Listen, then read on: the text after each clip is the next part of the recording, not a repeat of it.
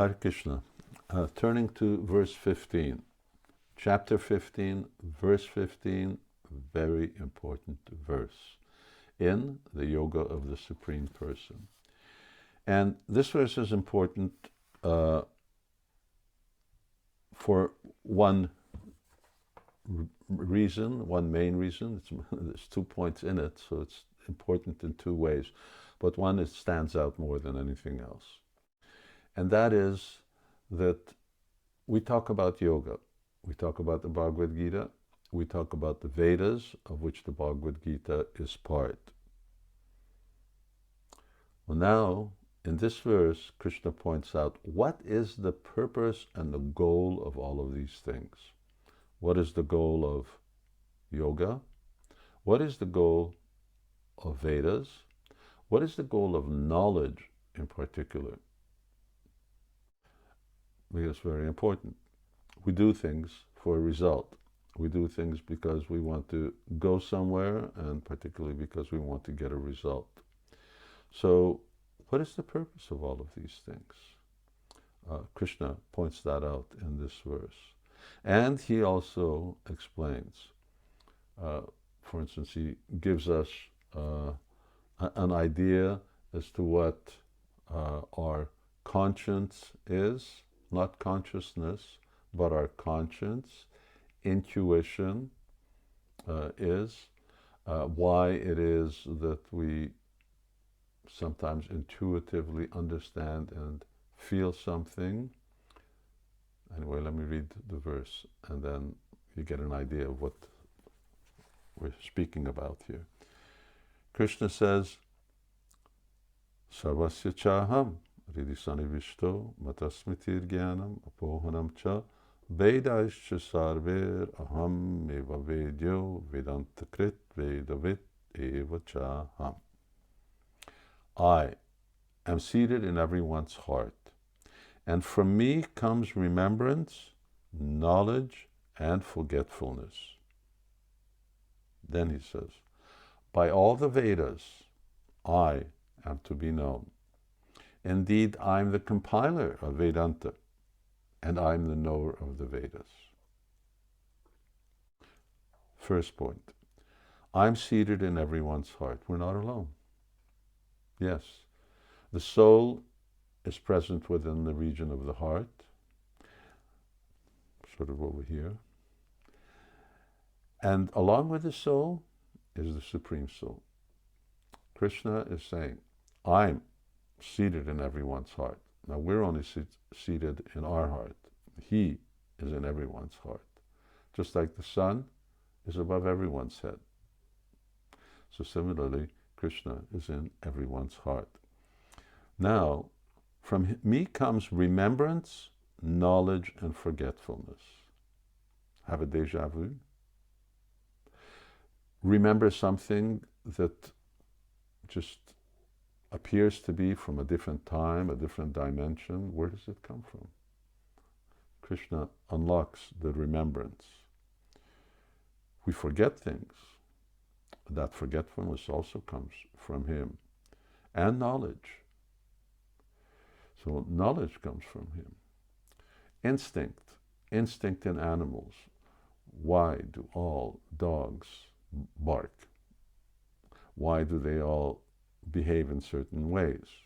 Why do they have common instinctual habits?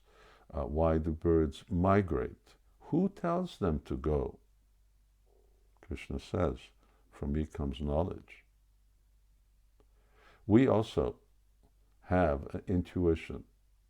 What is it when a child intuitively feels like he's doing something wrong without necessarily ever being corrected? What is it that when we feel that something's right, something's wrong, something's not right, how we should do something, where does that come from? Krishna says, this is coming from me. So if we really want to do the right thing and live life in the right way, all the knowledge is there. Krishna's there. But rather, we just need to turn to him and know how to unlock that knowledge. It requires a certain level of advancement in bhakti yoga. And until we reach that, that's what Bhagavad Gita is for. Now the second part. By all the Vedas I am to be known. What's the purpose of Bhagavad Gita? Know Krishna. What's the purpose of the Upanishads? Know Krishna. What's the purpose of the four Vedas? To know Krishna. What's the purpose of all the Puranas? To know Krishna. Krishna says, by all the Vedascha sarver, sarva means all. By all the Vedas I'm to be known. So whether directly or indirectly, this is what the purpose of the Vedas is. Now, unfortunately, in the world that we live in today, we will go to yoga class, we will go to Vedanta class, we will study comparative religions, we may study Indology and so on. We will not get this knowledge. Why not? Because this is what the Bhagavad Gita says. And it's not just the Bhagavad Gita that says it. But Krishna makes it very clear, by all the Vedas I am to be known. Now please note, Krishna is standing on a chariot in front of Arjuna, and he's saying, I am to be known. He's not talking about something ethereal. He's not talking about something very, very subtle, beyond perception.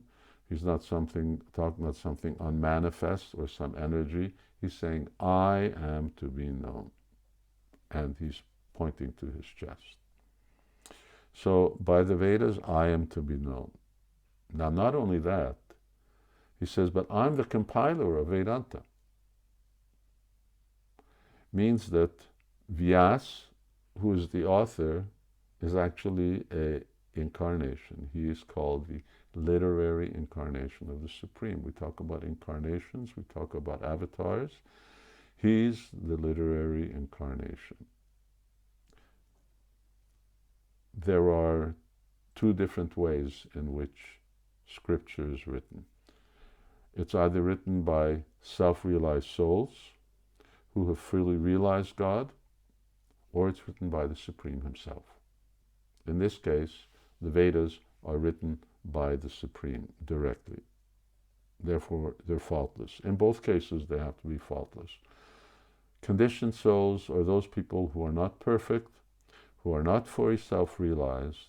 They're actually not qualified to write scripture because it will have mistakes in it, because they are subject to defects.